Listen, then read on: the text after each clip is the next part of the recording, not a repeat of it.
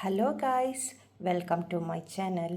ഇപ്പോൾ ഞാൻ നിങ്ങൾക്ക് മുന്നിൽ കാണിക്കാൻ പോകുന്നത് എന്താണെന്ന് വെച്ച് കഴിഞ്ഞാൽ നാളികേരം നമുക്ക് എളുപ്പത്തിൽ എങ്ങനെ ചിരകിയെടുക്കാമെന്നാണ് കാണിച്ചു തരുന്നത്. പക്ഷേ ഇപ്പോൾ എല്ലാവരും ഉപയോഗിക്കും മറ്റേ കോക്കനട്ട് സ്ക്രേപ്പറും എല്ലാം ഉപയോഗിച്ചിട്ടാണ് ആക്കുക. പക്ഷേ അതിൻ്റെ ഒന്നും ആവശ്യമില്ലാതെ തന്നെ നമുക്ക് സിമ്പിളായിട്ടൊരു മിക്സി ഉണ്ടെങ്കിൽ നമുക്ക് പെട്ടെന്ന് തന്നെ നാളികേരം ചിരകിയെടുക്കാവുന്നതാണ്. അതിനായിട്ട് നമുക്ക് ചെയ്യേണ്ടത് എന്താണെന്ന് വെച്ച് കഴിഞ്ഞാൽ നാളികേരം വെട്ടിയതിന് ശേഷം ഫ്രീസറിൽ വെക്കുക. തലേ ദിവസം രാത്രി ഫ്രീസറിൽ വെച്ചതിന് ശേഷം പിറ്റേ ദിവസം കാലത്ത് 1 മണിക്കൂർ ഇതേമാതിരി നാളികേരം വെള്ളത്തിലിടാം. അതിനുശേഷം നമുക്ക് ഇതേമാതിരി നാളികേര കൊത്തുകളാക്കിയെടുക്കാം. ചെറുതാക്കിയിട്ട് വേണമെങ്കിൽ ആക്കാം. അപ്പോൾ നമ്മൾ ഇതേമാതിരി ഡ്രെയിൻ ചെയ്ത് വെക്കുക. അപ്പോൾ ഇതിൽ നിന്ന് കുറച്ച് വെള്ളമൊക്കെ പോവും. അപ്പോൾ ആ ഡ്രെയിൻ ചെയ്ത് ഒരു 10 മിനിറ്റ് നേരം വെച്ചാൽ മതി. അതിനുശേഷം നമുക്ക് ഫ്രിഡ്ജിൽ വേണമെങ്കിൽ വെക്കാം. ഫ്രീസറിലല്ല, ഫ്രിഡ്ജിൽ വെച്ച് കഴിഞ്ഞാൽ നമ്മൾ ഒന്നുകൂടി മിക്സിയിൽ വെച്ച് അടിക്കുമ്പോൾ നല്ലോണം തരി പോലെ ഇട്ടുള്ളത് കിട്ടും. അപ്പോൾ വേണമെങ്കിൽ അങ്ങനെ ചെയ്യാം. സമയമുണ്ടെങ്കിൽ നമുക്ക് ഫ്രിഡ്ജിൽ വെക്കാം. അല്ലെങ്കിൽ ഇതേമാതിരി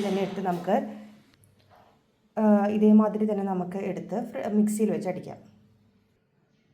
അപ്പം ഞാൻ ഒരു 4 നാളികേരമാണ് എടുത്തിരിക്കുന്നത്. അതിലത്തെ ഇപ്പോൾ ഒരു പകുതി നാളികേര കൊത്തെടുത്തിട്ടാണ് മിക്സിയുടെ ജാറിലേക്ക് പകുതി ഇട്ടിരിക്കുന്നത്. ഇനി ഇതൊന്ന് നമുക്ക് അടിച്ചതിന് ശേഷം കാണിച്ചു തരാം.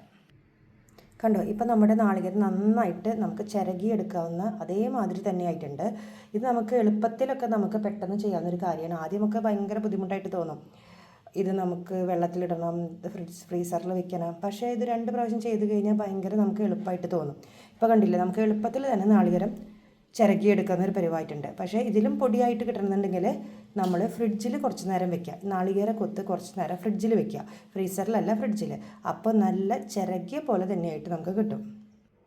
കണ്ടോ, ഇപ്പോൾ നമുക്ക് എളുപ്പത്തിൽ എത്ര സമയം ലാഭിക്കാം നമുക്ക് ഇതേമാതിരി മിക്സിയിൽ അടിക്കുമ്പോൾ. അപ്പോൾ നമുക്ക് ചിരകി ചിലവർക്ക് അയ്യോ നാളികേരം ചിരകണത് ഒരു വലിയൊരു പണിയായിട്ട് തോന്നും. പക്ഷേ ഇങ്ങനെ ചെയ്ത് കഴിഞ്ഞാൽ 2 പ്രാവശ്യത്തേക്ക് നിങ്ങൾക്കൊരു ബുദ്ധിമുട്ട് തോന്നും. അത് കഴിഞ്ഞ് നല്ല ഈസി ആയിട്ട് നമുക്ക് നാളികേരം ചിരകിയെടുക്കാം.